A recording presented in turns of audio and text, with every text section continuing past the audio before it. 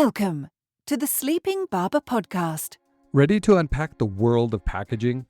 This week on the Sleeping Barber Podcast, we are joined by Dr. Ella Ward, Senior Marketing Scientist from the Ehrenberg-Bass Institute, to discuss visual brand identity, the difference between being data-driven and evidence-based, and so much more.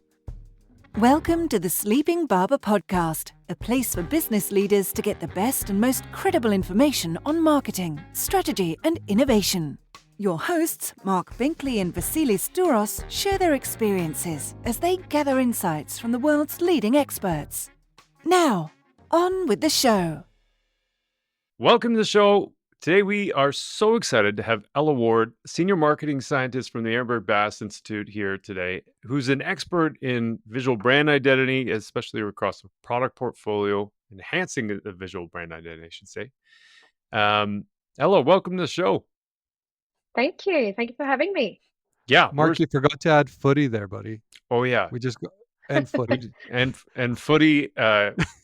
Maybe we just explain that real quick. Yeah, so I play AFL, which is Australian rules football. I should say I'm actually retired now. I hung up the boots, but Aussie rules football is really popular here, and I was really lucky to captain our premiership side last year. So after that, I thought, time for the old girl to hang the boots up. So I guess that's two sides of my own identity, is the marketing side and then the rough and ready footy side. That's awesome. That's incredible. Okay, one real quick question about that. Yeah. Is it like a 5-meter rule before you have to bounce it? Like, I don't understand the carrying versus bouncing thing. Yeah, so it's roughly 10 meters, and then the ball has to touch the ground. So typically that happens in terms of a bounce, or you have to get it off of your boot. Otherwise, they'll call holding the ball, and then it's a changeover. Okay. So yeah. Thanks. Well, now that we've got through some of the rules of Aussie rules football, The important stuff. yeah, maybe we can talk about something else that you're really knowledgeable about. And so, like there's one of the things we actually haven't covered very much at all was product packaging. And so we think about like a grocery store, there's 30 to 40,000 SKUs or more, depending on the size of the grocery store. And we buy stuff off the shelf all the time, but we rarely talk. And then we talk about advertising frequently. But yeah, for us, V and I, we never really connect those two. And so I wanted to dig into this topic with you, especially because there's so much of it. We had Ari on a little while ago. Yeah. And he talked about how physical, the role of physical availability, and I might be butchering this a little bit, is harvesting the investment you made in mental availability. Mhm. And for me, that was like an unlock. I was like, right, that's a really cool idea. Like I hadn't really thought about it that way before. But before we get into all that area, all that conversation, maybe if you don't mind just telling us about your path becoming a senior marketing scientist at the Ehrenberg-Bass Institute. Sure. I often joke that I'm a born and bred nerd. I have always loved learning, and I was one of those awful kids in school who really thrived in exam environments, and I just really liked, that sort of stimulation, I guess. And so because of that, I ended up doing pretty well out of high school, and I was awarded the Ehrenberg Scholarship. And that was my gateway to the Institute. Essentially, Amazing. while I was doing my 2 undergrad degrees, I was a research assistant here. And then I went on to do my master's degree and ultimately my PhD. So I had a pretty, textbook transition into the Institute and into the marketing scientist and senior role. But people sort of enter in all different ways, but that was my journey. Amazing. It's really like, it's so fascinating, especially as products become more diverse. Like I think it was in the conversation we had with Ari, even where we talked about Starbucks, like, yeah, coffee, but it's not just coffee, because it's a coffee that you buy in a mug, and then it's the coffee, the instant coffee, and it's the sandwiches you can buy, as the drinks you can get at the variety store. Like, so when you're talking about visual cohesion, is it across all those different variants of the brand? It can be. In my case, when I talk about a branded portfolio, I'm thinking of different flavor varieties particularly what I do is in a shelf or store environment. So Mm, if you think about chocolate, for example, the different flavors of chocolate you can get, then also looking at the different pack sizes. Are you getting a large block that you plan to share with family and friends? Are you getting an individual size? But it can also look at cross-category effects too. So perhaps the particular brand of chocolate you buy also sells ice cream or something like that. It's about making sure that your brand is clearly portrayed on that particular product mm, and that all the products in your portfolio look like members of the same family. mm. Yeah, it makes sense. Um, there's this talk that and we'll get into that more because there's a specific, I'm lactose intolerant. And so we'll get into that a little bit later because I see that all the time in that category. Yeah. Um, but there was, while I was doing some research, there's this, I think it was a podcast you were on. Anyway, something. And you were talking about a scientific revolution in marketing. And it's super interesting, um, just that shift of going from old to new and what that Mhm. takes. Like, what is the markers that you're looking at in this scientific revolution? In terms of the scientific revolution and the markers, I guess to explain it, let's go back in time a little bit. Yeah.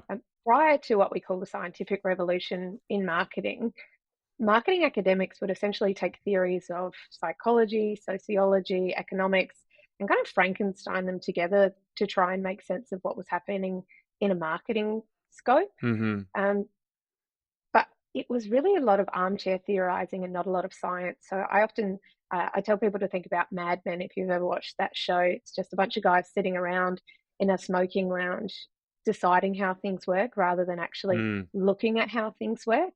Um, since then, it was about 40 years ago. So, sort of the 80s and 90s is when this idea of marketing science started to unfold. And it was because there started to become electronic point of sale data, so mm-hmm. barcode scanning and things. And increasingly, this data was becoming available, which meant for the first time we had access to information that could lead marketing as a more science driven kind of field. Mm-hmm. So that's what we're looking for when we're talking about um, science-driven marketing post-scientific revolution is really, are we exploring what's happening in the real world? Are we Mm-hmm. actually taking data, making observations, looking for repeated patterns that we know to hold?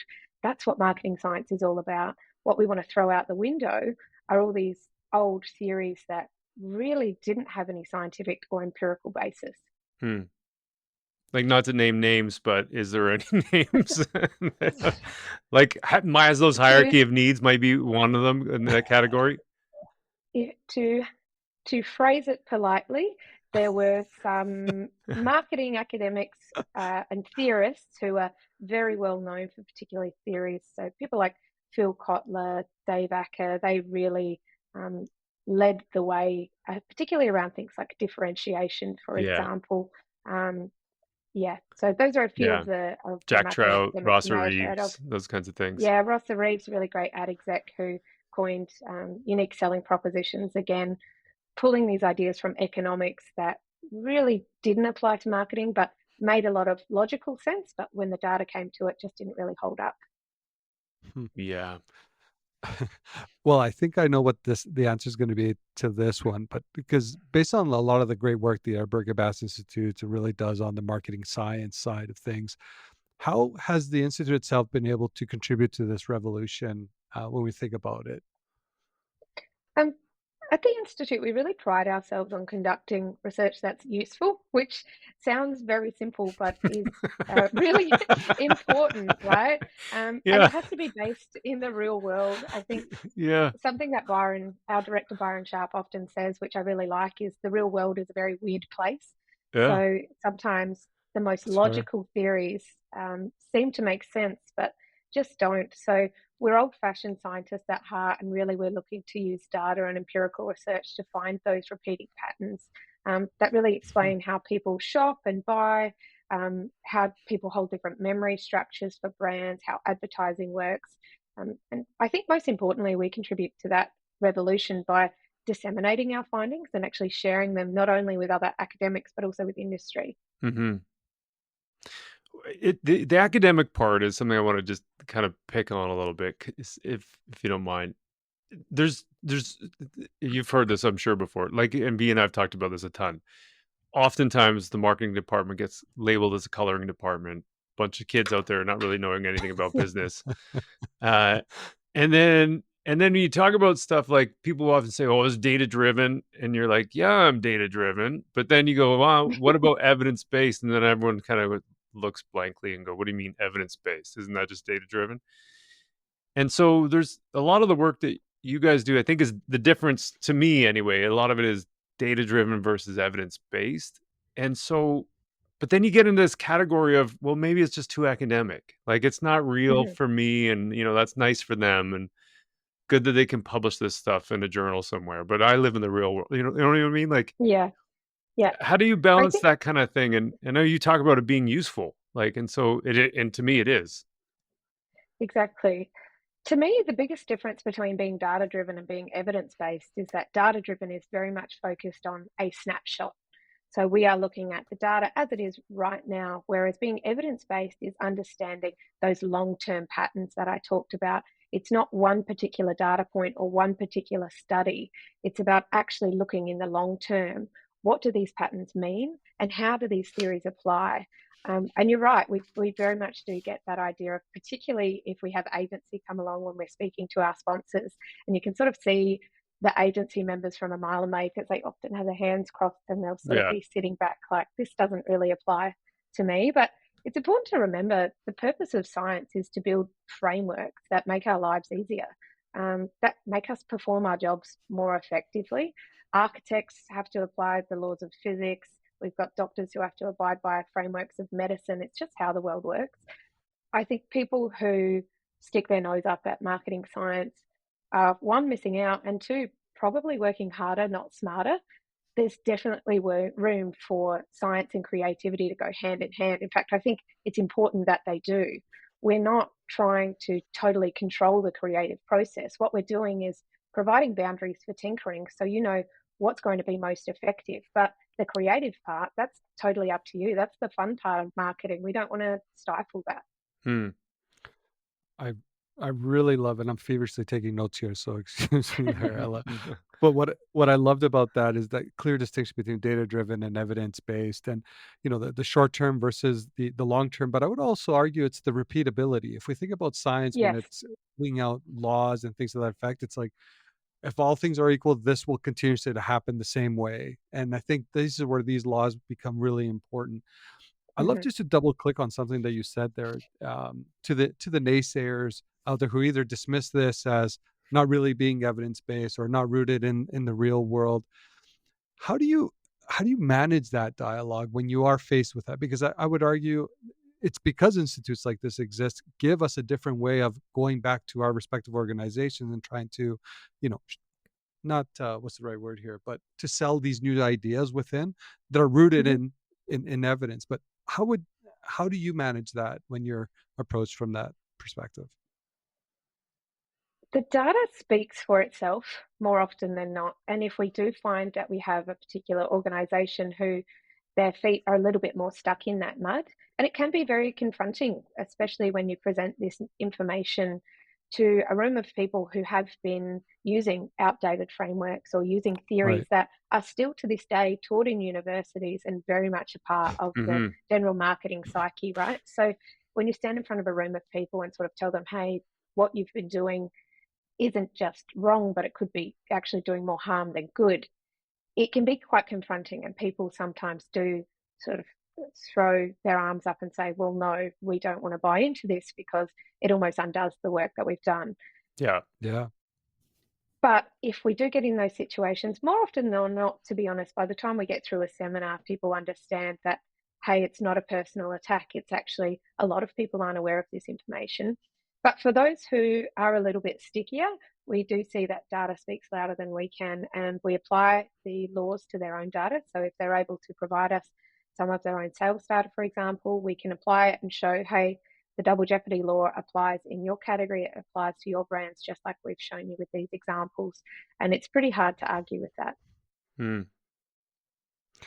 Mark, do you know what this reminds me of? Like, just so you know, Ella, Mark and I just completed our MBAs I guess, a little over a year now. And Yeah. I think we struggled during the marketing course, because not picking on people or professors that, have these deep rooted thoughts on what marketing Mm, is today. But I think both Marc and I felt it. We're training these executives, we're training these senior professionals on the wrong ways of thinking about marketing. That puts us at a disadvantage, I would argue, at times, mm, when we becomes a little bit myopic. And obviously the big one that always comes to mind is like loyalty, this notion of loyalty or chasing yeah. loyalty and things to that effect. That really, raises the question, how do we revisit a lot of the academia that's out there to train people in the ways and the laws of marketing instead, to get us closer to that evidence-based approach that, well, the truth is in the pudding, so to speak. Mm. Exactly. And it is difficult, and there's only so far that we can reach. We practice what we preach, and we very much try to reach a wide audience base and to let people know that this information is out there. And Ehrenberg-Bass isn't alone. We aren't the only organization doing evidence-based marketing, but there is a lot more of the other stuff you have to wade through first. So Yeah. it's difficult, and it's hard when it's still being taught at institutions and in MBAs, in undergraduate degrees as well. So all we can do is try and build our fame. We certainly incorporate all of our findings into our programs at the University of South Australia. And from there, we're just trying to get bigger and badder and knocking on everyone's door and letting them know. Weirdly enough, I did a talk recently, just last week, on using scientific revolution of showing like the analogy between bloodletting and lobotomies Yeah. versus differentiation and loyalty. And so bloodletting was only a couple thousand years. Yeah. Lobotomies, that revolution happened a lot faster. So you never know. I mean, maybe this is only like a 10-year, 15-year thing. That's exactly it. We often will talk about George Washington, how George Washington died. Yeah, Because I did the he same thing. he had a personal suite of about 5 doctors, I think it was, who were cutting edge, leading professionals in their field, who were desperate to save his life from, he had pneumonia. He caught a cold, they'd caught pneumonia. But they were applying outdated frameworks. So it doesn't Hmm. matter how good your intentions are Right. or how, prized you are in your field, how long you've been working in marketing. Yeah. If you're using outdated frameworks, chances are you're going to be bleeding your brains the way they bled George Washington. They Yeah. killed him, not the pneumonia. Yeah. Yeah. Weirdly. So this is my like, how do we go from here to here? So, because it was 1779, I think, is when he died. And then 225 years later, I had a case, my buddy was in a horrible scenario and ended up losing 40% of his blood loss. It was a cold blue, medical emergency, like life-threatening thing. Reverse 225 years. George Washington, they bled him on purpose, 40% of his blood. Yeah. Like, Yeah, thinking that was going to and a help. bunch of other really nasty I'm like, things. yeah, I'm like, how did they go from A to Z, like, Mhm. in such a short period of time? It's crazy. But anyway, so I think it's fascinating what the work you guys are doing, and your work specifically. So maybe let's start digging into some of your stuff, because it's fascinating.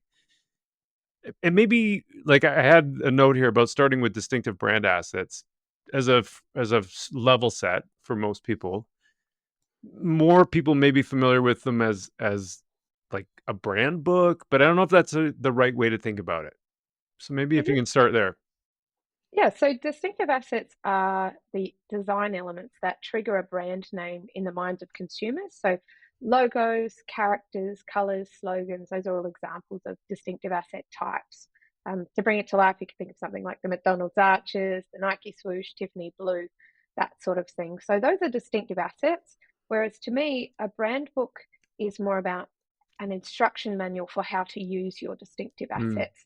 So it should absolutely contain the details of your distinctive assets, but there should be clear instructions on how they're to be used and, importantly, how they shouldn't be used. mm, So if you have a brand logo, you want that in your brand book, and it should have what it looks like, which also includes what size it should be on pack. It should never be smaller than X. It should always be Y color. It needs to use this particular font, these particular Pantones, etc. So a brand book is really there almost as a tool to protect your distinctive assets, to make sure they're being used in the right way. Hmm. So would you say I don't know if this is the right way to think of it, but distinctive brand assets being like a palette, uh, Yes, and then the yes. brand book is like the paint by numbers kind of version of that palette. Yeah, I think that's a good analogy. We do talk about distinctive asset palettes, kind of like an artist palette where you've got a variety of different things that you can pick and choose from depending on the task at hand. That's opposed to something like if we don't use the analogy of a palette, we talk about an ingredients list versus Oh, okay, yeah. a menu. So think Mm-hmm. of distinctive asset palette like a menu. There are things to pick and choose from depending on what you need or what you feel like using at the time. Whereas an ingredients list, you have to use everything in order to create a dish. Distinctive assets aren't like that. You don't need to use all of them in every single execution. It's about picking the right asset for the job. Mm. So So I guess then, in that sense, a brand book is kind of that menu with yeah, all those details. no, I love that. So then, how would your distinctive brand assets then connect both physical and mental availability? Yeah, well, I guess to start with a definition so we're all on the same page, mental availability is the propensity or the chance that your brand is thought of for particular buying situations. So it relates very strongly to consumer memory. Physical availability is whether or not you're physically available to buy at that time. So it can Mm-hmm. be in a brick and mortar store, making sure you're in stock on shelf, but it can also be just being available in the channels where people are buying. So it can also include online and even online search advertising, for example. The way that distinctive assets bridges these two things is so to talk you through an example, if I were developing a piece of advertising creative that contains some really strong distinctive brand assets. So say, for example, I have a great character like this guy on my shirt and I put him in my advertising. If it's a strong asset that triggers the brand name for category buyers, then including the asset in the ad is going to make it easier for people to link that ad and any messages in that ad back to my brand. So that's about mental availability, building associations to your brand that helps it come to mind in those purchase situations. It links that to physical availability because if I then put that character on my pack, say it's on shelf in store, it helps the people who saw that asset in my advertising link it to the pack on shelf, which just makes buying easier. Distinctive assets are like little mental shortcuts. When we're rushing around, we're not necessarily looking to read all the products in front of us. We go, I know I buy the purple one. Um, so when we connect distinctive assets in advertising to the distinctive assets in shopping environments, it just makes that process easier. It helps with those mental shortcuts and it reduces the cognitive Mm. load for consumers to actually find and buy our brands. Hmm. Like, so I'm just reflecting on when we were talking about distinctive brand assets themselves. There's the recipe or ingredients versus a menu or the brand palette or whatever, and then you've got packaging connecting to the advertising, so the mental physical. Is this? I mean, one person might dismiss this as like, well, you're the brand police. This is no fun. But I don't like that. Might be a very limited, myopic view of it. I don't know. It's not just about policing, right? No, it's not. Branding should be fun. I mean, do you know what is a really effective brand tool? The brand name.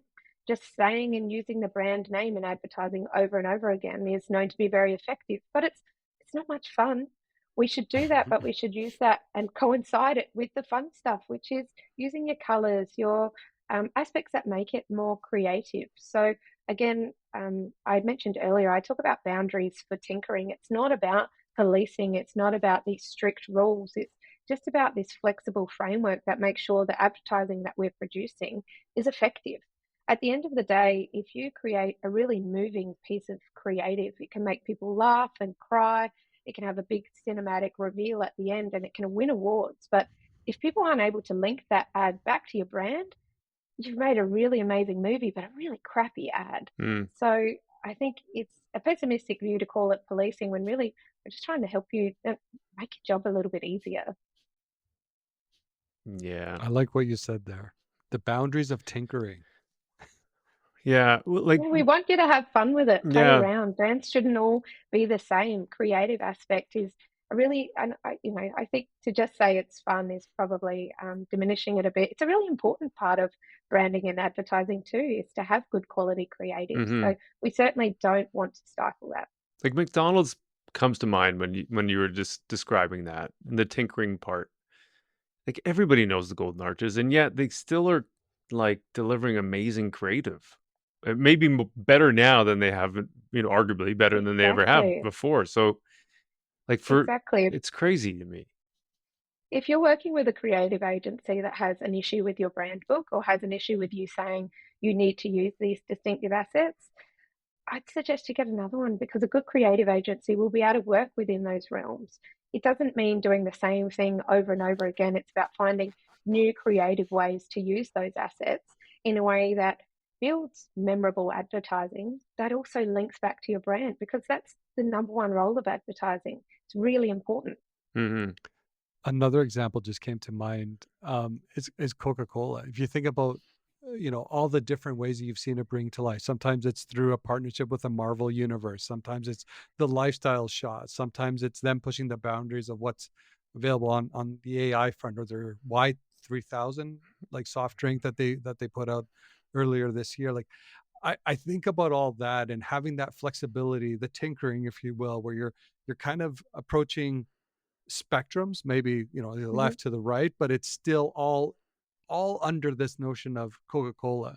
And I think maybe we forget that, because when you go, Marc was talking about the policing side, sometimes like, well, we have to run this by the brand team to make sure like, hey, it checks all the boxes, so to speak. So my question to you is, do you think naturally a lot of us as practitioners, we artificially put in front of us barriers to creativity because we look at these brand guidelines, these brand books, whatever, as almost gospel in a way that we have to do it this way? Mhm. In some respect, I think it is important to look at it as gospel, but in others, there is that flexibility. And that's where it comes down to a brand level, and it will be different depending on the brand and organization. The most important thing is that you know what assets trigger the brand most strongly for category buyers or consumers Mm, more generally. Those are the ones that you should stick pretty true to, right? There are other examples of brands changing entire packs. So Snickers, for example, have done it related to the World Cup before, where they actually changed the word. And Yeah. Coca-Cola does the same thing, share a Coke with, because they understand that that particular asset is so strong that it can withstand that level of flexibility and those changes. The danger is when brands mark their own homework and assume that their assets are stronger mm, than they actually are. They think, we've used this particular asset for such a long time, we know it's cornerstone to our brand, so we're going to start playing around with it. If you don't have the consumer research to show that that's okay to do, that's when you can start to lose attribution and potentially even bring competitors in to that consumer memory mix where they get confused. So that's where it's really important to understand your own brand in the marketplace with consumers before you sort of do that kind of tinkering. It's a good. oh, that's so Yeah, good. that's really good. My head is just swirling right now. So, okay, and another thing.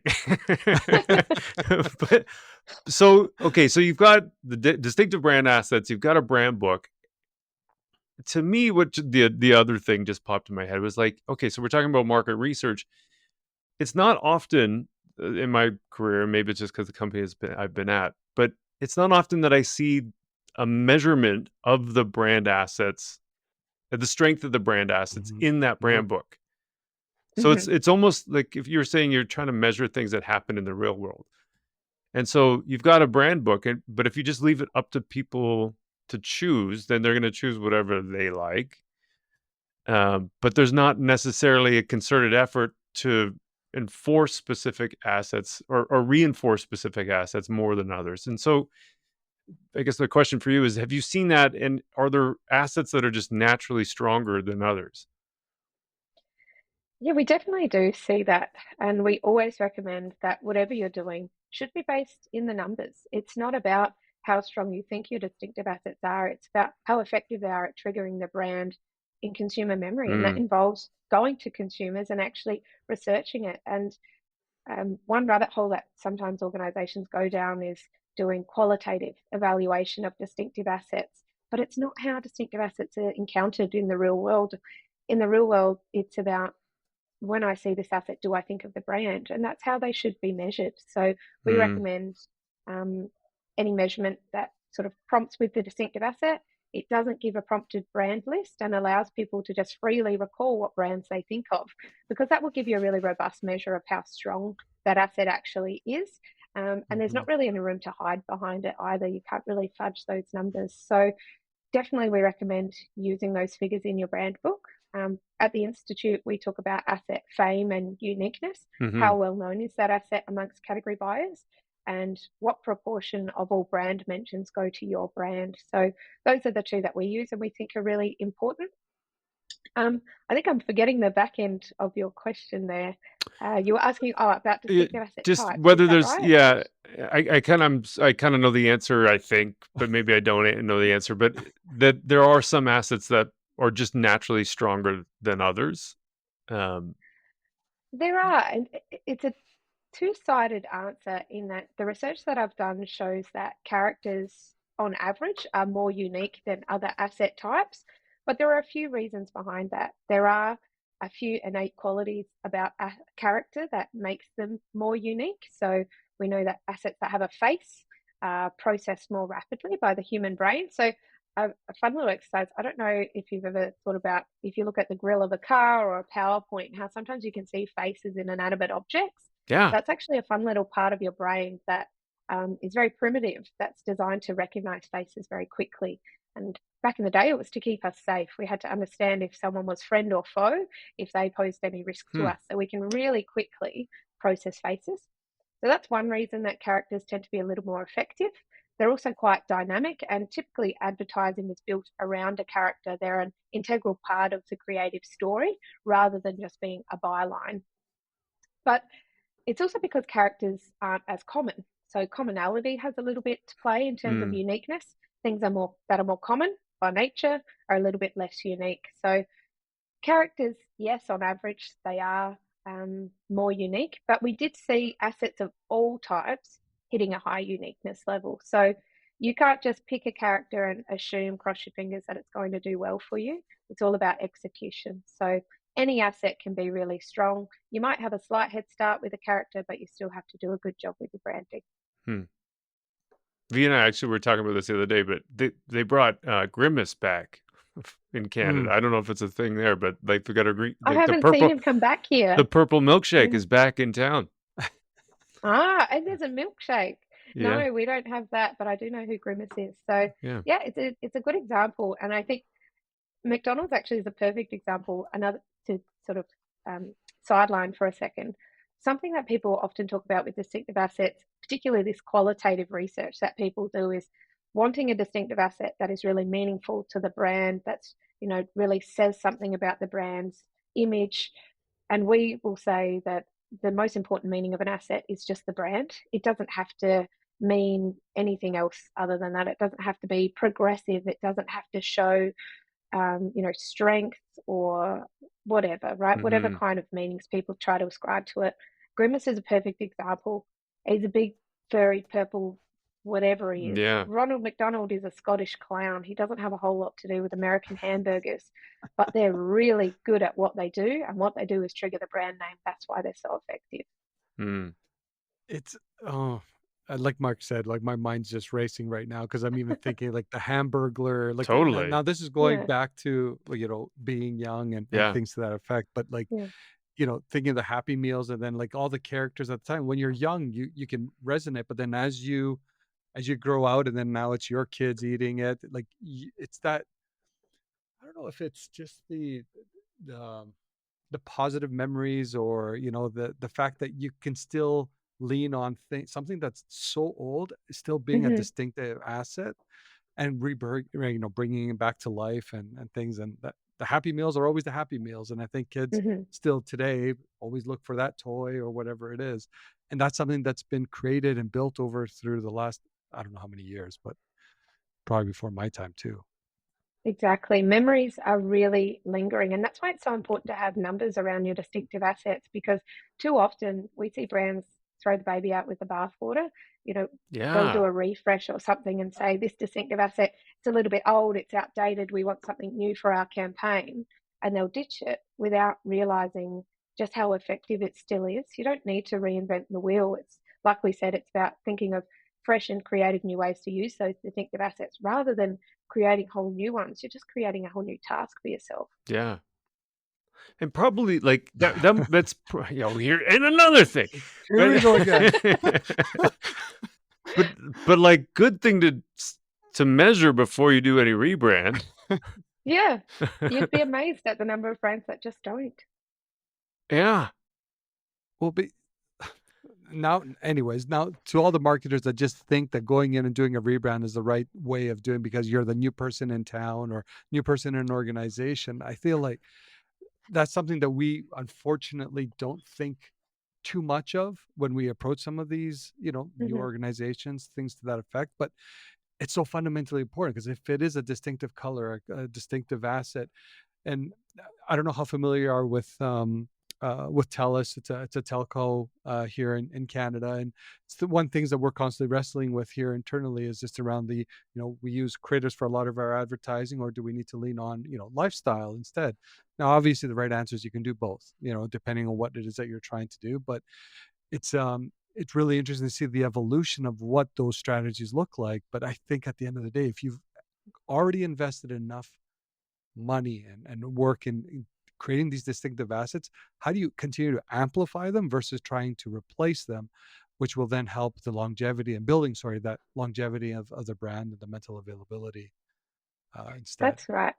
That's right. And you can also think of it as adding to your palette. If you've got a couple of distinctive assets that are really strong and you're using them time and time again, and you're looking for a new creative outlet, think about building a new distinctive asset in and think about it as well. So build those assets in waves. Love that. And think about different types of distinctive assets. If you've already got a couple of visual assets, think about bringing in something that's auditory. So then you can have branding that works when eyes are off screen, for example. So rather than totally trashing something you already have, thinking about building out that toolbox. What else could you be using? What other types of distinctive assets would be useful in different channels, for example? So you don't have to throw away something old to bring in something new. Yeah, I don't know if you guys have the same Ikea voice that we have. I guess I would guess you probably think so. Oh. Anyway, do you have Ikea there? Yes. So there's a Swedish guy's voice that I think he does all the voiceovers for all the Ikea ads on TV and whatnot. But now there's this other ad I just heard this past weekend where he's talking about this. It's a distinctive voice, a Swedish voice.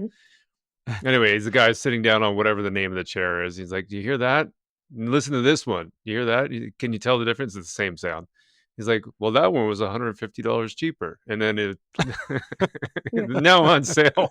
But it's kind of funny and tongue in cheek and fits with their brand. But that's on radio, and instantly, as soon as his voice comes on, I knew it's IKEA.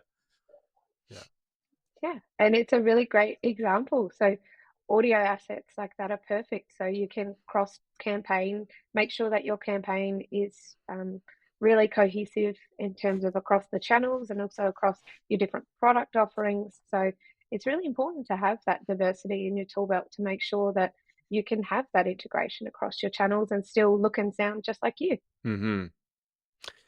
Okay, I want to ask you about this because I am lactose intolerant and I always have these examples coming up. So I put one of these samples or a sample of images that I see all the time. So there's the Hagen-Dazs ice cream examples that I put in the notes. So for anybody that can't see this, who's listening, we'll do an interpretive dance later on these logos. Anyway, so there's a plant-based one which they wrap in green. Not all of the thing is green, but there's a green feature. Then there's a non-dairy one which is like rolled in gold, I would say. And then the regular Hagen-Dazs has got kind of a maroon kind of lid. And so I don't know what to ask you about this, but I see this all the time with different kinds of lactose product lines specifically, and I'm sure in other categories too. Is this the kind of thing that you look at across channels or across variants?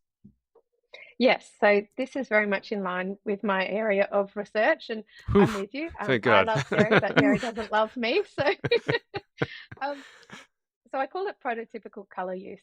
And really, it's the use of colors by competing brands to signal a particular variety. In this case, it would be non-dairy, or something that's relevant to me is plant-based or vegan. Um, and it's a really common strategy that brands use. So in my research, I did an audit of a few thousand products across lots of different categories, and found that upwards of 84% of variety types are signaled using a particular color. So most brands will use green to signal that something is plant-based. Hmm. It is a really common strategy, but from my preliminary research, what we found is that it's actually not a very good one.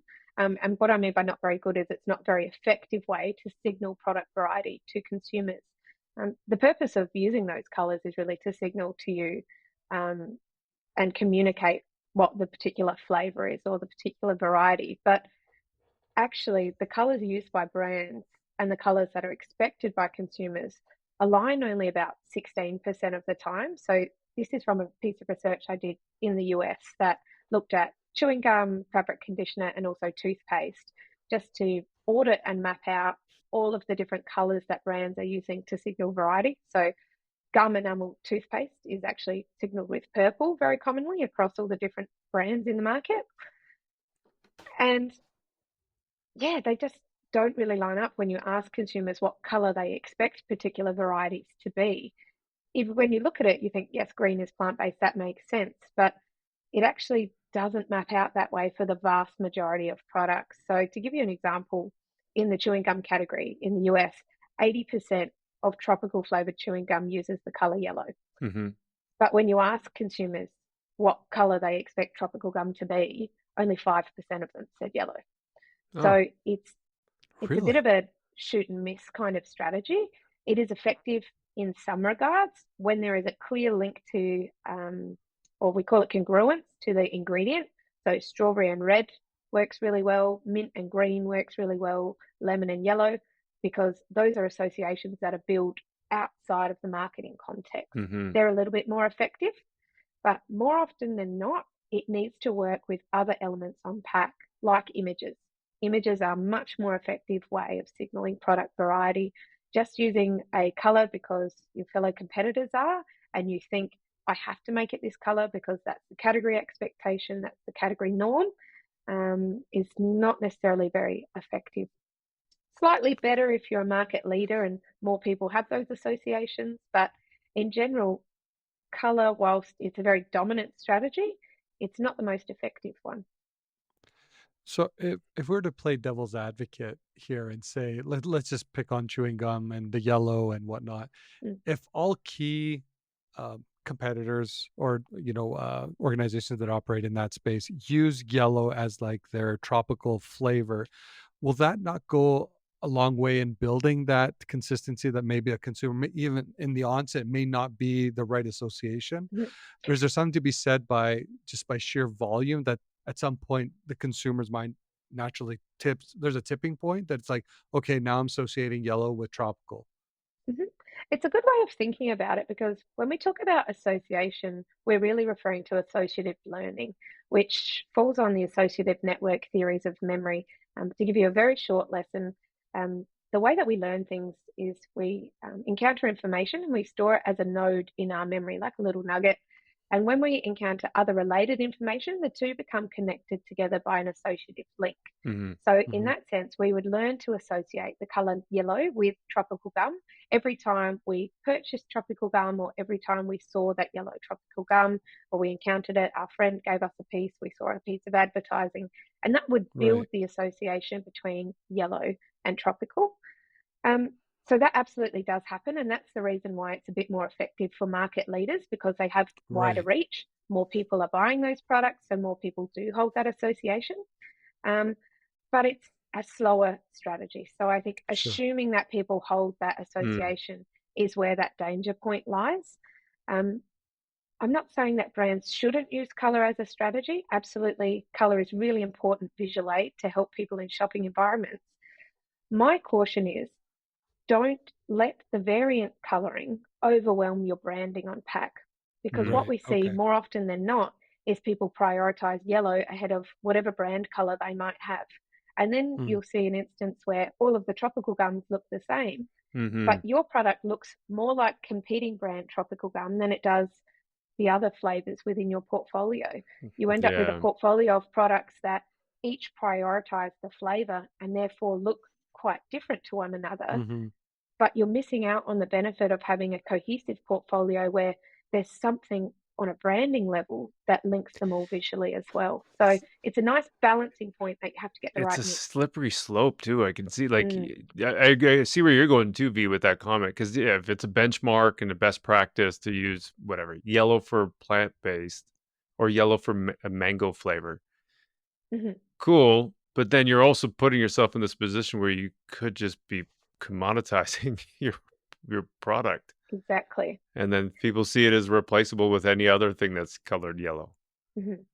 So we would recommend to, if you, not only if you think it's a strong cue, if you've done research and you know that it's a strong cue that helps Yeah. consumers to find that brand, if you are looking to follow pace with the market leader or other brands in the category, then use that color, but do it in a way that's distinct to your brand.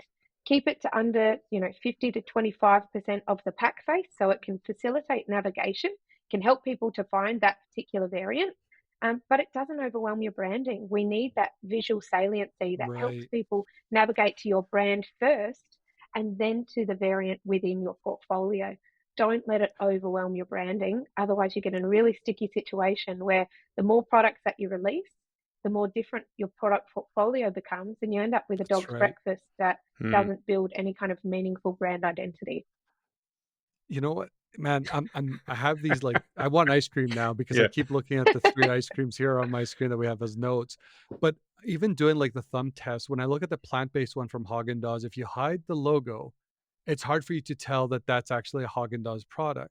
Whereas the other two, they've been around longer, obviously. So I think you've been okay, maybe just me as I've made that association of those color schemes that is closer to what I would expect a Haagen-Dazs packaging to be. But the plant-based one looks foreign. Mhm. And maybe that's just the way And Yeah. I'm that's what looking we at it. really But like, see is this diving in the deep end and saying, this is my plant-based variety, this is my sugar-free variant, this is, whatever it may be. Hmm. Therefore, it needs to look like this. And you build a product that's based on prototypes of, well, what are my competitors are doing? And you're so Hmm. busy looking around you at what your competitors are yeah, doing and trying to copy it that you forget about making sure you look like your brand first. And it's so important to protect that. You keep using this word I love research. that. I'm like, What what is is this this thing research you research that speak you of? talk about? This The police in voodoo. me, I'm policing. This voodoo or something. But it's This interesting. wild Sorry, new just one. notion, crazy. It's what is research? Some sort of pyramid scheme? I'm not sure. Sounds like it. Like, just one last thing on this Haagen-Dazs packaging. It's like, how were they compelled to put non-dairy as like bold on the bottom, but then the plant-based one is not called out the same way? Like, you could simply just use the same packaging and just update the, this one's plant-based versus Hmm. Mhm. that. And because gold is such a distinctive asset to Haagen-Dazs and brown and those colors. I just feel I'm looking at that right now. I hope the CEO of Haagen-Dazs is listening. Fix it. What? It's just for anybody that's listening. We will find a way to put this in a show link so you can Yeah, look we at will. this while you were doing this. But Yeah. yeah. Why not just change the lid? The lid is a very clear signal. It uses words as well as Seriously. color. Change just the lid. Or if the lid is their distinctive asset in that maroon color, then do not change the lid.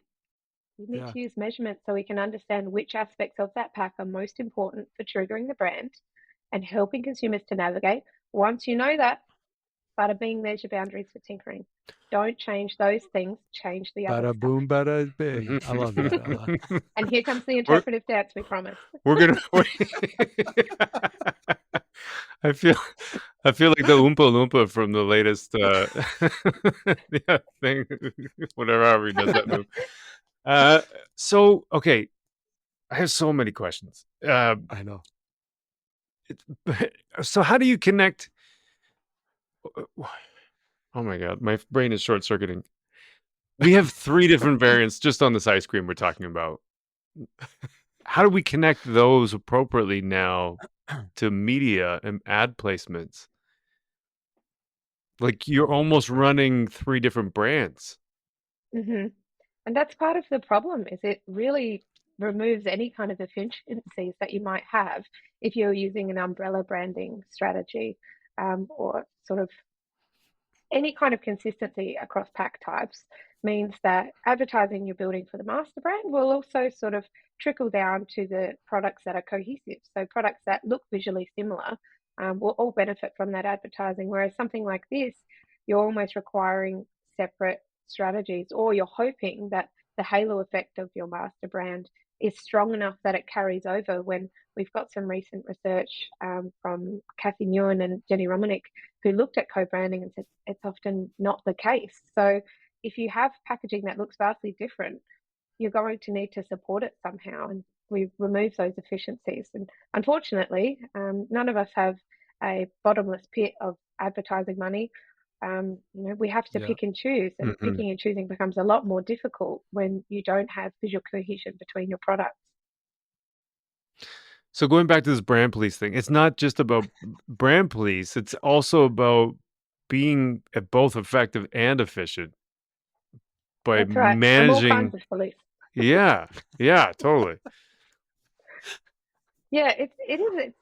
I think that's a good way of looking at it, because it's not just enforcing rules for the sake of it. It's not just saying we need this because it builds memory structures. It actually comes down to the bottom line. It's that we have a finite amount of resources, whether it be advertising dollars, time on air, space on pack. We always have to pick, choose, and prioritize.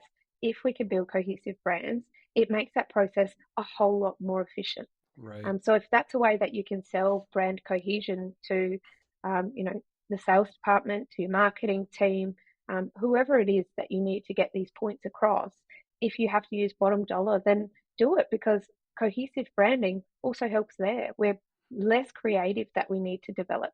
We can, maintain consistency with our packaging, which means we don't have to reinvent the wheel every time we come out with some new product development. We can use our basis and then make those slight tweaks. It doesn't have to be a big affair every single time.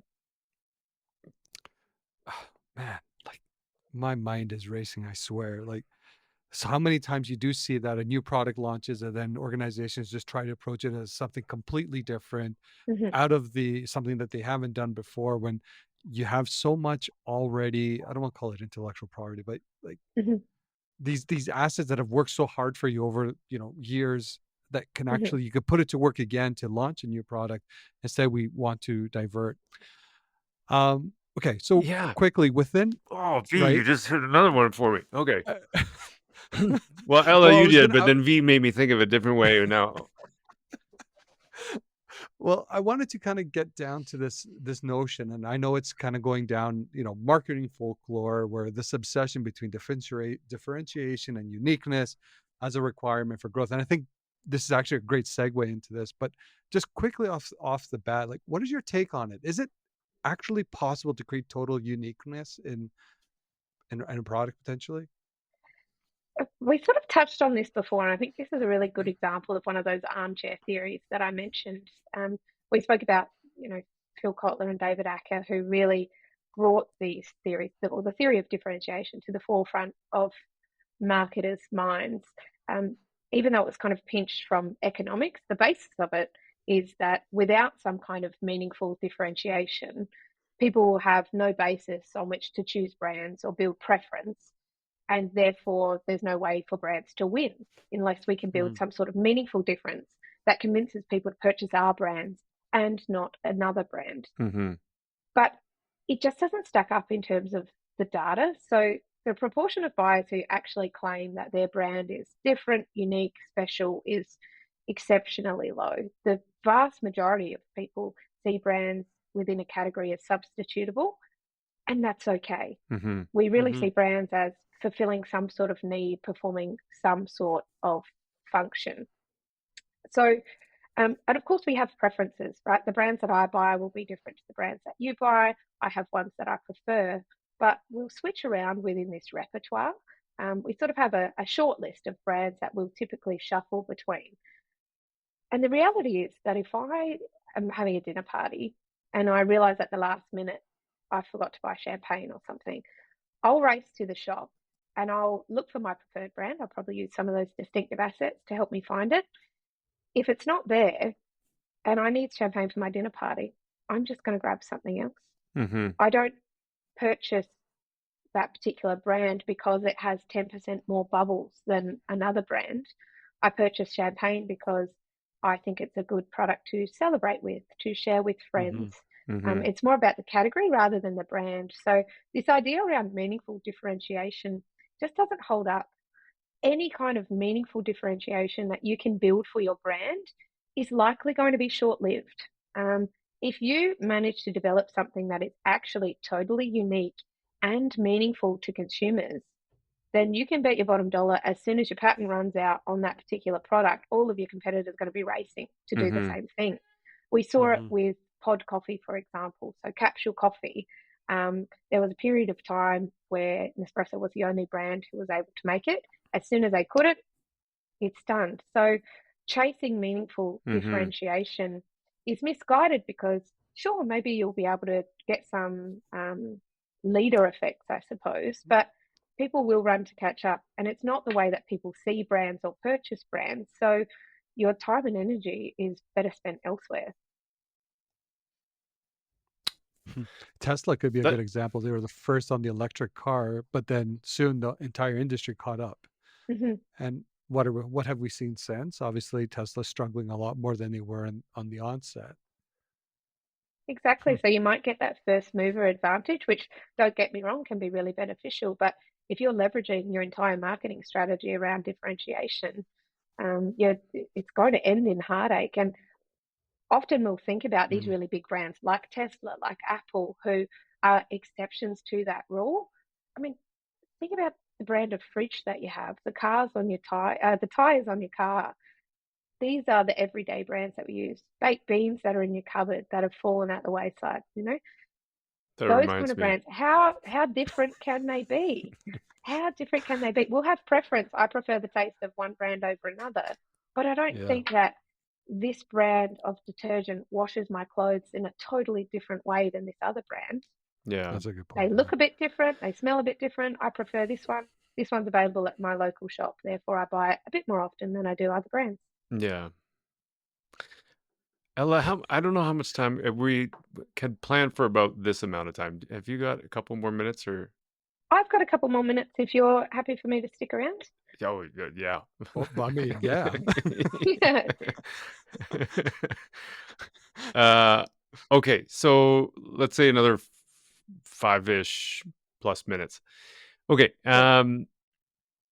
Okay, one thing I'm super fascinated by, partly because I worked in B2B for so long, you would see people running out of an office, going to a sales meeting with some Frankenstein deck that they put together. It's not a physical product like a package, like a packaged goods, like Hagen-Dazs ice cream. But the pitch is a version of a product to me on a service level. And I wonder if you think that any of these things apply to that environment, as well as the onboarding, let's say, of, customer onboarding for a SaaS product, or, anything related to those services industries where it's not quite the same thing as a physical object, but it's like a digital version, let's say. Distinctive assets and a strong brand identity are for everyone, for all brands. We've done research in service categories and also durable categories. It's just the way that they're operationalized that changes a little bit. If you think about it, the purpose of distinctive assets and brand identity is really to make your brand immediately recognizable in buying situations, and to build that mental availability linking with physical. So perhaps if you're a service brand, it becomes more important to have strong branding on uniforms or in your mail outs, in your emails, things like that. When you are presenting a deck, making sure you've got your assets with you wherever you are. They translate from pack to services. In durable goods as well, you'll see the way that certain products are constructed will be in a particular style or in a particular color that helps people to recognize them when they're seen. In some ways, it's even more important than packaged goods because you don't have a tangible product that you can lean on. You're really relying on building those strong memory structures. So I definitely recommend that building a strong brand identity should be a priority for all brands, regardless of what industry you're operating in. Yeah. You should just carry a mic around wherever you go and just drop it every now and then.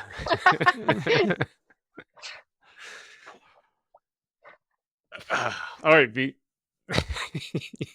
I mean, like, I think we've taken up more than enough of your time, but honestly, Ella, thank you for sharing such incredible insights. What's coming up next for you? The Institute, we've got an exciting new executive training program that we're offering. So we have our latest edition of that coming up in Boston in September of this year. And so that's really exciting for what's new coming out of the Institute. As for me, I will just continue to nerd out, really, just researching cool stuff, and keeping myself busy that way, helping brands just design better packaging and just, keeping my police hat on. Okay, Constable Ward. That's incredible. Yeah, thanks, Elle. This has been super fun. Really great conversation. Thanks. Thank you so much for having me. And if anyone ever wants to contact or reach out, I'm on LinkedIn, or you can catch me on our website, which is www.marketingscience.info. Awesome. Yeah, we'll put a link in the show notes too. So pro. You're so pro, Ella. Wow. Thank you so much for having me. I've had so much fun. What a good way to start my week. Oh, there we go. Right? Oh, yeah, because this is like tomorrow we're at the end of our day. This is beginning years, yeah. Yeah. That's right. We had a long weekend, so we got Monday off. You're from the future. You're from the future. Exactly. Yeah. So I need that microphone to do the mic. Awesome. Thanks so much, Ella. Well, thanks for having me. And from the future, I'll let you know tomorrow's going to be a great day. I love it. Amazing. Thanks. If you like the show, Marc and I would love it if you could leave a review on Spotify or Apple Podcasts. Even if you didn't, feel free to reach out. Your feedback will help us get better. Now, on to the post-pod. V, guess what? What? I had a shower today. That's incredible, man. That's something to celebrate with our entire audience. Well, I combed my hair. Well, I didn't, but well, the backstory, you know this because we're both living in Calgary, but for the backstory for you, listener, Calgary had a water main break, and for the last week, we've been on water rations. That's whereas true. We may actually run out of water is what they're talking about. I brought home a flat of 6-liter jugs from Montana last weekend, just in case. Good on you, man. Yeah. Well, it is a real thing, and I know I'm half joking here, celebrating a shower, but our shower time has kind of gone down here because of the rationing. So I think a lot of people are spending more time at home, not really leaving the house. Yeah. You know what that also makes me think of? I'd love to see how you make this connection, but shampoo. Shampoo, yes, okay. And packaging? Yeah. There it is. I love it. Okay. A long-winded way to get there, but we got there. Yeah. So Ella was awesome. I really enjoyed that conversation. Incredible. Yeah. Incredible. It's funny because we started out, it was kind of casual. And then honestly, I think I had a similar thing with Ari too. I don't know if it's because I just see packaging all the time. I'm like, oh, I get it. But no, I don't. Nope. I mean, I get it. I know enough to know that I need to know more. She was awesome. And I was just sitting there. We talked about ice cream. Yeah. Talking about ice cream for the whole thing. But that was such a really, really interesting example to showing how the consistency lacks for something very similar from the same brand. Mm-hmm. And anyways, you're 100% right. Ella was incredible. I have almost 3 pages of notes as I was feverishly trying to jot down as much as possible. Even though retrospectively, I can always go back to the audio, but it's just in the moment. I don't know. For me, there was a lot of light bulb moments, and generally appreciated her insights. Mm-hmm. What was like one of the ones that stuck out for you? This may not mean a lot to anyone else, but just a clear definition between being data-driven and evidence-based. Yeah. Like, it's very simple, but I don't think anyone really thinks about it. Sorry, I have never really thought about it this way, if I'm being honest, right? Being data-driven, being more a snapshot in the moment, short-term, directional, whatever. Whereas evidence-based is how do you create things for the long term, and they're somewhat repeatable. And that's why I love the science element of this. Is like the law of gravity suggests every time you throw a ball from this height, will always fall at this speed. That doesn't change.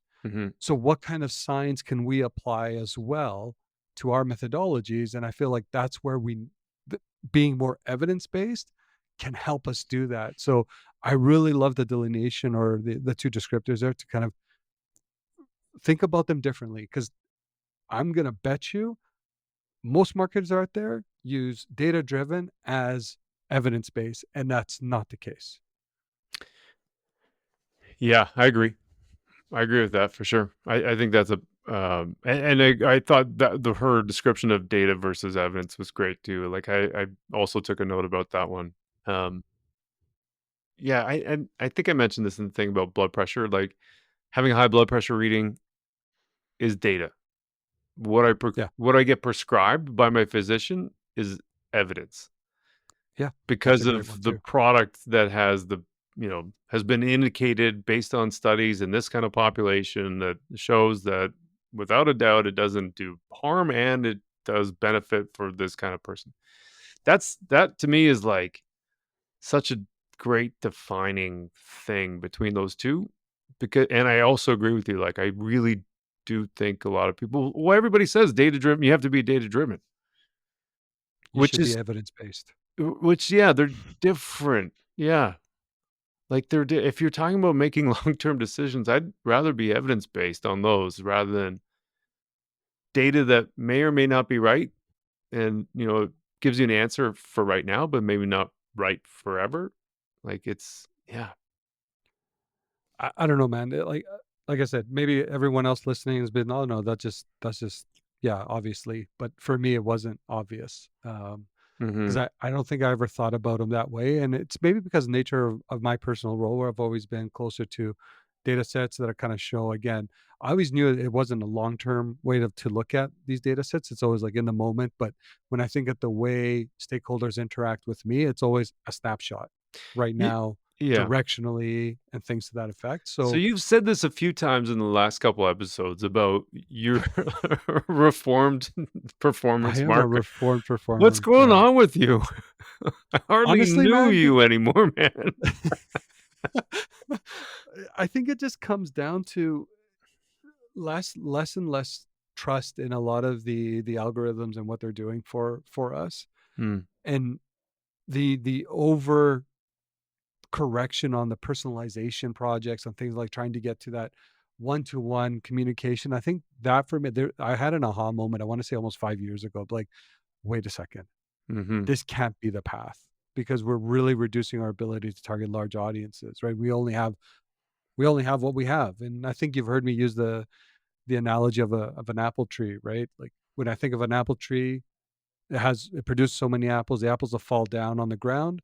That is like your performance marketing. It's picking up the intent that's already there for you. But if you want to produce more apples, you have to nourish the soil. You have to, add fertilizer, water the apple tree, and things to that effect. Plant a few new seeds and all that. Yeah. Yeah. And I think that's what we often missed going down this. And don't get me wrong, like I love a lot of the technology that we have at our fingertips, but I think it doesn't solve the problem of incrementality. And that should be the game. Growth and incrementality, to really say this investment translated to this outcome. And if we hadn't made this investment, then we wouldn't have had this. I think that's the power that I'm really trying to personally, change internally at my area of work, but just the way I think as well. So yeah, I am a reformed performance marketer. I wish I could put that in my title. People internally, they do double takes every time they hear me speak. We're Really? like, who are you? Yeah, We're right. like, you don't want more money in search? Like, no. Yeah. Yeah, it's interesting. As you were saying that, I think Andrew Tyndall, when we just had him on, mentioned something Oh, about right. him betting his career on the things that aren't changing. And like, Yeah. hats off to anybody that wants to spend the game or spend their time in the game of like constantly changing, Yeah. depending which way the wind blows. But yeah, that Really. was fascinating. And kind of speaking to the data driven versus evidence based as well. Yeah. Yeah. Yeah, I'm a new person. that's crazy. I've seen the light. Yeah, but I think it's interesting because for a lot of reasons, but like I feel like over the period of this podcast that we've been doing, it's almost like happening in front of me in a weird way. Like, because there's bits Totally. and pieces where I'm like, oh yeah, you said, like, you referenced something, and I'm like, huh. And then more recently, I feel like you've just, I don't know, had this I'm just like, embracing it. yeah, it's funny, it's great. Sorry, buddy. No, that's great. Okay, one other thing I had from Ella, there's a lot of things, but one thing I There's a had from lot. Ella, yeah. I thought this was really interesting. I don't know if this is exactly what her quote was, but Mm. it's what I wrote down. It's not about how effective the distinctive brand assets are, it's how they trigger memory. Yes. So I might have butchered that a Yes. little bit because probably an effective distinctive brand asset is one that triggers memory. But yeah, that's ultimately not about what you think it is, it's about what it does. Yeah, I wrote that down as mental shortcuts, right? Right. And yeah, you're 100% right.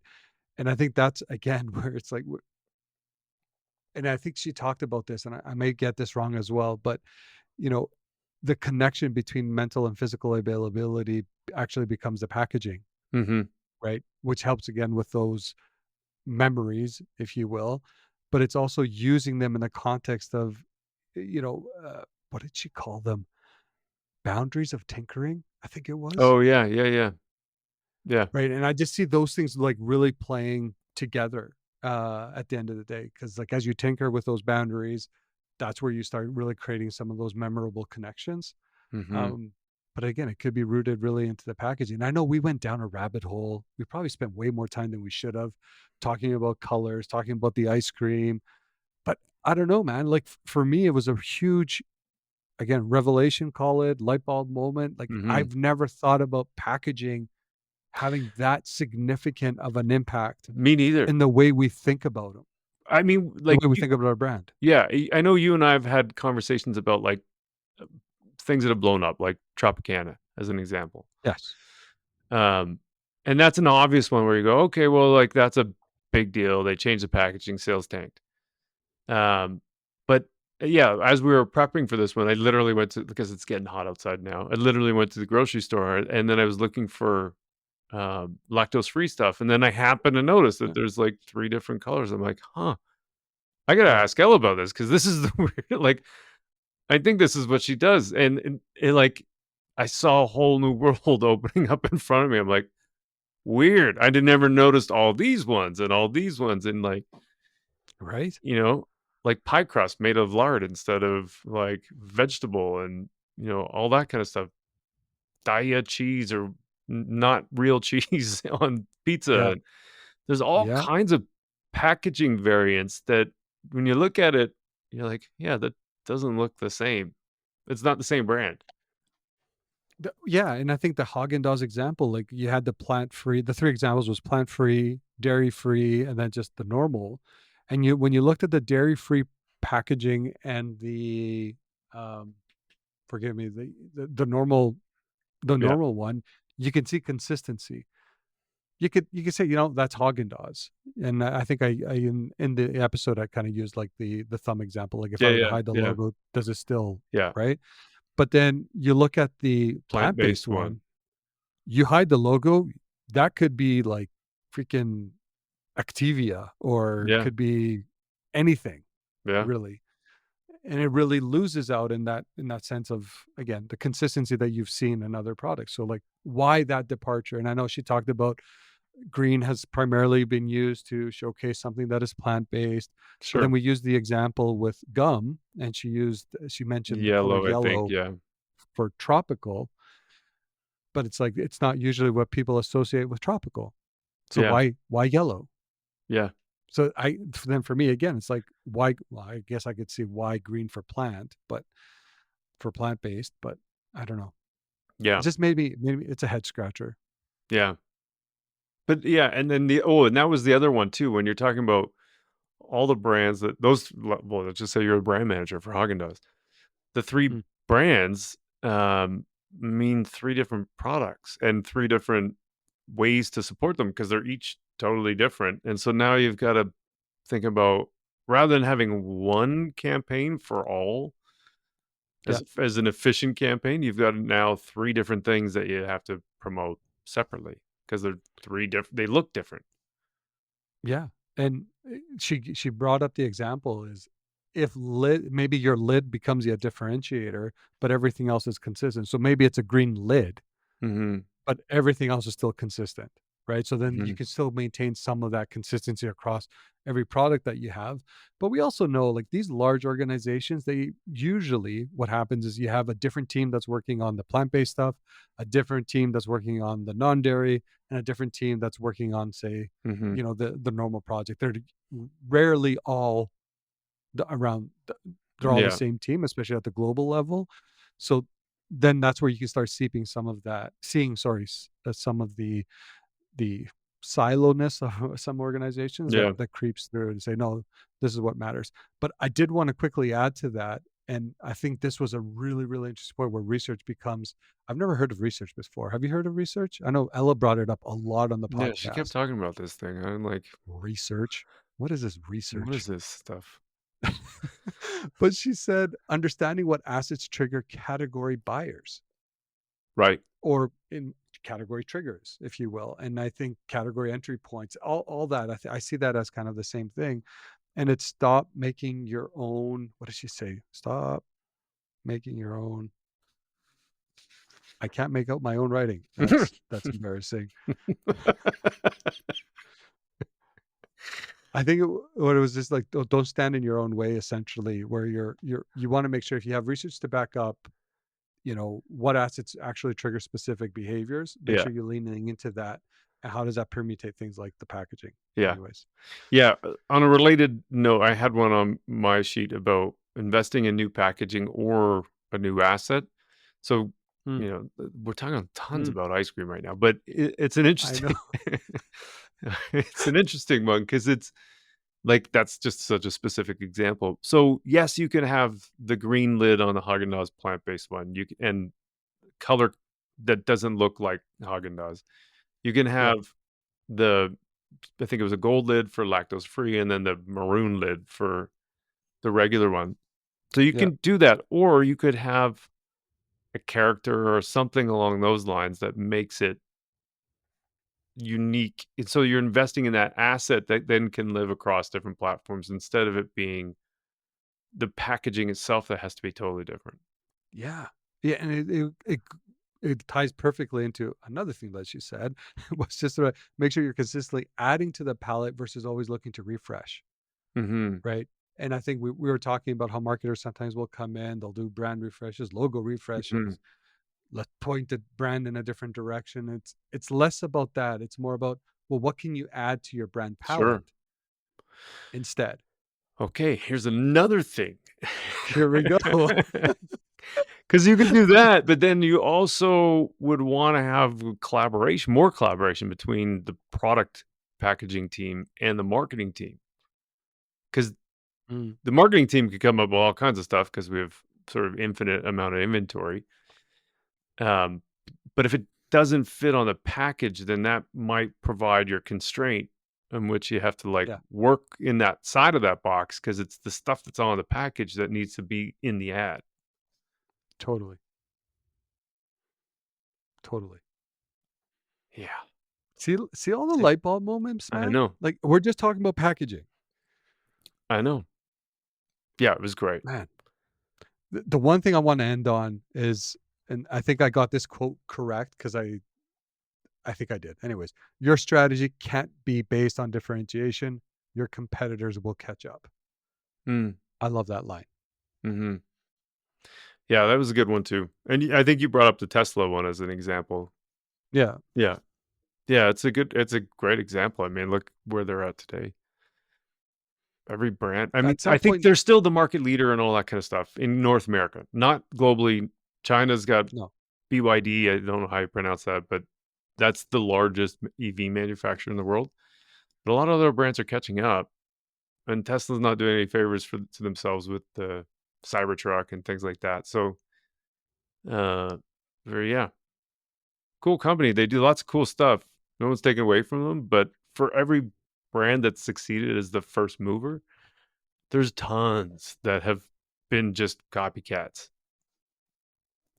And they do really well. Think about Apple on how they're never a first mover in a lot of the advancements. When you think about like Android's always known like really pushing those barriers. But what Apple does is when they do integrate it, it works like flawlessly, or it's refined to a way that they believe makes sense for their consumers. And on the one hand, it's like, yeah, there is important, and Ella talked about this. There is a first mover opportunity there, but quickly that erodes.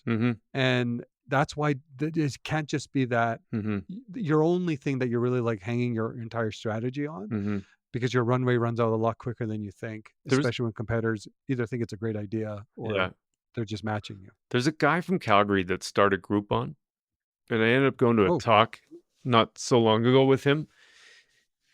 The whole business model, and he had some investors from somewhere in Europe. I want to say they're Germans. I don't know why. But anyway, their whole business model was, we're going to see that idea over there. It was actually another company. I think it was called Groupon as well. And they just copied everything. Everything. And they just did it better. Like the logo, the colors, the system, all that. They just did it better. Like not innovative in the way you think of like something brand new. It was just like they just did it better. And then he succeeded like enormously with that product. Then he launched Endy, which was like one of those mattress. Yeah. And so they saw Casper and they were, okay, we can do that here in Canada. We can figure that out faster. One of the things they did better, I hope I'm not butchering this, but they bought the machine that rolls the mattresses. And it was like a year and a half wait for Casper to buy one that they could have in Canada to roll the mattress. So they had a competitive advantage because they had a mattress roller. And that's what made Endy so big. Oh my gosh. Yeah. So it was not like, the Tesla idea where you're thinking, this is groundbreaking, revolutionary. No one's ever done it before. Like there's a lot of companies that succeed with just copying the other things that are being done. Yeah. Or bringing them to other countries, or you see that a lot. Like Totally. You know this, but I travel to Greece very often, and it's not very often actually you see like either ideas, startups, or even companies that eventually come to Europe or Greece specifically that were born in North America. And it's just people being opportunistic. New market, totally. They find a niche and they just get after it. Totally. Speaking of which, can you say the goat chase profitability in Greek? That would be great. Oh man, how would I say that? Profitability to kerdos? I would say it could be Greeklish. Κυνήγησε το κέρδος. I don't know why I love that so much. It's just so great. It's so great. Άντε, πάμε να κυνηγήσουμε το κέρδος. There we go. That's even better. Is malaka a good word to say? That's like, no, that. We could say, malakes πάμε να κερδίσουμε το κέρδος. Which loosely translates, let's go wankers, let's go chase profitability. So good. Sorry, everybody. That's so good. You don't have to apologize to me, but everyone else. Yeah. I apologize to everybody else. You asked for it, so here we go. All right, buddy. This was great. Awesome. Thanks again, Ella. Thanks,